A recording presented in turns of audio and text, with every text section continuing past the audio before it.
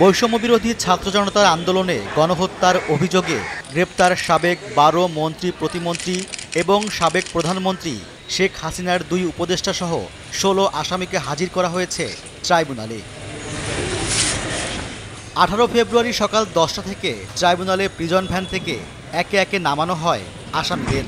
তারা হলেন আওয়ামী লীগ সরকারের সাবেক মন্ত্রী আনিসুল হক, ফারুক খান, ডাক্তার দীপু মনি, আব্দুর রাজ্জাক, শাহজাহান খান, গোলাম দস্তগীর গাজী, আমির হোসেন আমু, কামরুল ইসলাম, সাবেক মন্ত্রী ও ওয়াকার্স পার্টির সভাপতি রাশেদ খান মেনন, জাসদ সভাপতি হাসানুল হক ইনু, সাবেক প্রধানমন্ত্রীর উপদেষ্টা তৌফিকি ইলাহি চৌধুরী ও সালমান এফ রহমান, সাবেক প্রতিমন্ত্রী কামাল আহমেদ মজুমদার ও জুনায়েদ আহমেদ পলক, আপিল বিভাগের সাবেক বিচারপতি AHM শামসুদ্দিন চৌধুরী মানিক এবং সাবেক স্বরাষ্ট্র সচিব জাহাঙ্গীর আলম।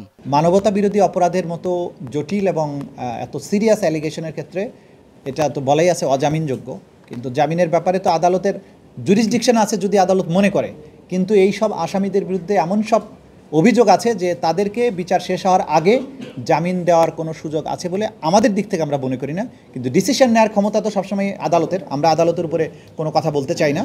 আমরা এই জামিনের ঘোরতর বিরোধিতা করব এবং তথ্য প্রমাণ তুলে ধরব যে কেন এই আসামিদেরকে জামিন দেওয়ার কোনো সুযোগ নেই, সেটা আমরা তুলে ধরব। এর আগে জুলাই আগস্টে বৈষম্য বিরোধী ছাত্র আন্দোলন চলাকালে গণহত্যার অভিযোগে গ্রেপ্তার সাবেক ১২ মন্ত্রী প্রতিমন্ত্রী, সাবেক প্রধানমন্ত্রীর ২ উপদেষ্টা সহ ১৬ আসামিকে হাজির করার জন্য ১৮ ফেব্রুয়ারির দিন ধার্য করেন আন্তর্জাতিক অপরাধ ট্রাইব্যুনাল।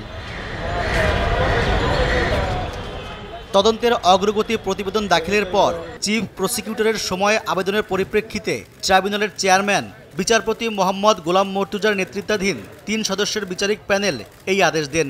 ট্রাইব্যুনালের অন্য সদস্যরা হলেন বিচারপতি শফিউল আলম মাহমুদ ও বিচারক মোহাম্মদ মহিতুল হক এনাম চৌধুরী।